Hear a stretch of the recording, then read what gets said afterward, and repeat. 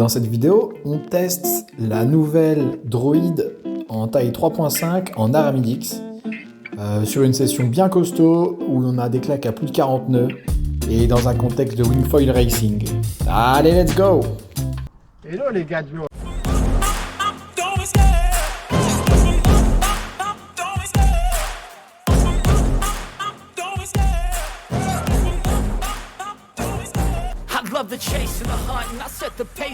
c'est soit une bonne idée, soit une bonne histoire. Vous êtes calé sur une bouteille d'acétone. Bon alors, présentation de la Droid en Aramidix. Et donc j'ai été faire un petit tour sur le site de Gong. Cette Droid en fait, elle est destinée à une pratique surf freestyle à la base. Et donc ils disent qu'elle se distingue par sa puissance, son hang time, sa compacité et sa réactivité insane. Voilà, c'est avec cette wing que les riders ils se télescopent à des hauteurs pas possibles sur les étapes de la Coupe du Monde et même tout le temps. Et donc c'est sûr que pour faire ce genre de pratique, faut beaucoup de puissance, faut aussi de la réactivité, c'est-à-dire que quand on va plaquer un trick, il faut que la wing elle tire tout de suite pour pouvoir repartir et voler tout de suite, quoi. Donc surf freestyle à la base, mais moi sur les réseaux j'ai vu que elle est aussi utilisée sur les étapes de free fly slalom parce que ce sont des parcours où il faut aller vite sur des très courtes distances et après il y a beaucoup de manœuvres, donc des tacks, des jibes, et donc pour faire ce genre de choses on a besoin pareil, de beaucoup de maniabilité et beaucoup de vivacité. Donc grosse polyvalence a priori. Et par exemple en fait elle a pris les 3 premières places du podium sur la mythique épreuve de Fuerteventura. Donc masterclass, gros potentiel. Si on va plus bas, il y a marqué aptitude. Donc, ils disent facilité d'utilisation au max, contrôle et stabilité au max, neutralité au max, et enfin puissance, spoiler alert, au max. Donc je m'attends pas à une bouse. Soit Gong, il savait pas trop comment réduire la taille de la barre là. Soit je m'apprête à tester quelque chose d'assez cool, donc j'ai hâte de tester ça. Conditions d'utilisation, donc ils disent à utiliser plutôt dans le vent fort. Ressenti de puissance hard, dur, bon. Et une facilité de pompage qui est entre facile et très facile. Bon, on peut se demander pourquoi on doit l'utiliser dans le vent fort si la facilité de pompage est très facile, mais bon. Tout ça c'est assez subjectif. Alors évidemment moi je teste la 3.5, donc surtout dans les conditions de race, donc c'est une petite taille et donc ce que je peux ressentir sur cette 3.5 n'est pas forcément directement transposable sur les autres tailles de la gamme en fait. Surtout que dans ma pratique de race, on navigue de manière surtoilée tout le temps, donc on subit pas trop les déventes généralement, et aussi on navigue tout le temps au harnais. Enfin, moi, je navigue absolument tout le temps au harnais, sauf au jibe et au tac. Et ça, finalement, ça donne beaucoup de stabilité parce qu'on pousse avec notre dos dans le harnais, ce qui fait qu'on a toujours une espèce de tension sur la voile. Donc, c'est une pratique qui est assez particulière et donc il faut le savoir avant de faire le test. Et donc, voilà. Test maintenant. Let's go!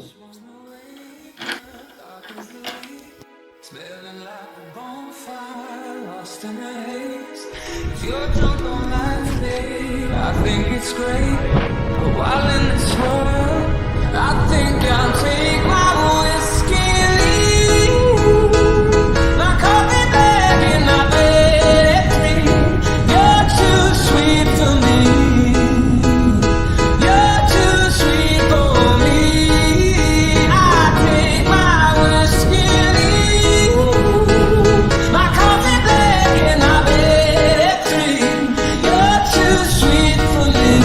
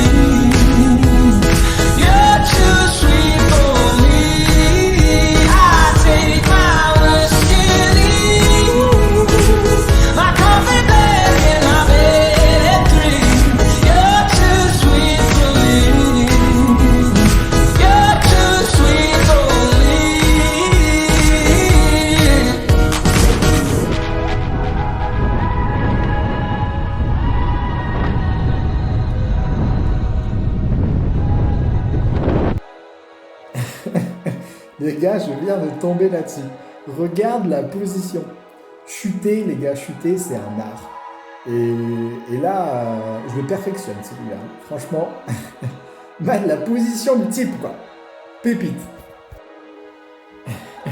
Et le foil, là, tout gentil, là, qui attend. À votre avis, il va finir où? Il finit où le foil, là?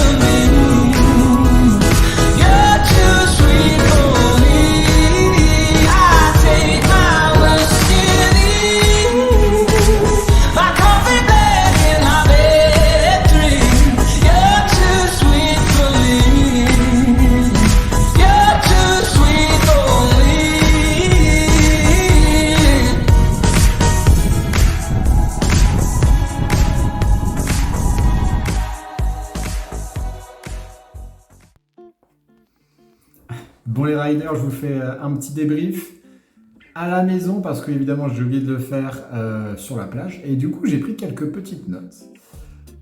Donc en fait cette Droid 3.5 franchement elle est top.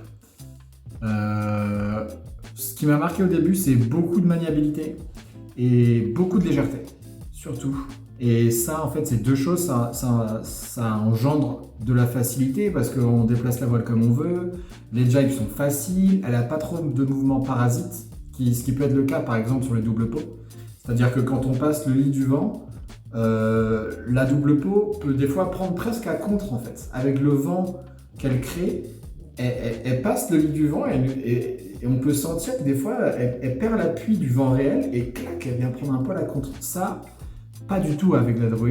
L'appui est super naturel et globalement elle est super facile. Après, ce que j'ai ressenti aussi, c'est beaucoup de puissance. Donc là, on avait entre 25 et 40 nœuds et en fait, j'avais pas besoin de pomper. Et moi, j'aime bien quand j'ai pas besoin de pomper, puis ça veut dire que je suis bien toilé.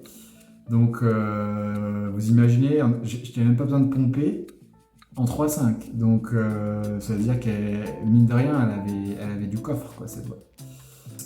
Après, c'est pas évident d'avoir de la stabilité dans ce genre de conditions, en fait, parce que quand tu as de 25 à 40 nœuds, tu as des gros trous, et donc l'idée, c'est de caler vraiment l'appui avec le harnais, là, c'est indispensable, et on va appuyer avec les abdominaux dans le fond du harnais, et ça nous garde, en fait, un appui constant dans la voile. Après, niveau performance, j'ai été assez bluffé, en fait. Et je reviendrai peut-être un peu sur certaines choses que j'ai dit dans la vidéo d'il y a 15 jours que je mettrai là ou là, si j'y arrive, sinon c'est dans la description. Où en fait la vidéo elle va comparer une double pot avec une simple pot, et donc avec cette Droid. Et en fait, dans la bonne plage d'utilisation, donc pour cette Droid c'est au moins 30 nœuds quoi, et ben on trouve de la performance même sur des longues distances, même sur 500 mètres ou le 1000 nautique. Et par exemple là, j'ai fait un 500 mètres à 31 nœuds et un V2 secondes à 33 nœuds, donc ce qui est plutôt pas mal. Et donc ça, c'est grâce en fait finalement à ces accélérations qui sont vraiment fortes quand même, des grosses accélérations que je retrouve pas sur la double pot en fait. Et donc ça, c'est vraiment très positif. Donc légèreté, maniabilité, puissance, facilité, performance. Bravo Gong. Et de mon côté, je suis très content parce que c'est ma plus petite voile de mon quiver et c'est la plus petite que je souhaite utiliser pour le défi wing. Et donc même dans les grosses claques, dans la plage haute, en fait, ça passe. Et on peut toujours aller vite assez longtemps et on est stable, ce qui est le plus important. Et en fait, ça confirme mon choix de prendre une 3.5 plutôt qu'une 3 mètres carrés. Parce que je trouve qu'en wing, on gère beaucoup mieux les surventes que les déventes. En fait, la survente, hop, tu la lèves dans la survente et tu perds beaucoup d'appui. Et donc, ça chasse un peu la puissance. Alors que quand tu es dans une dévente, tu as beau l'aborder, tu pourras plus l'aborder plus. En fait. Au contraire, des fois, tu as presque tendance à la surborder. Donc, le fait de pouvoir tenir la 3.5 dans des claques à plus de 40 nœuds, c'est cool. Et c'est de bonne augure, en fait. Et aussi, dans cette plage de vent de genre 25 à 45 nœuds, je trouve que le matériel n'a plus vraiment un impact de malade.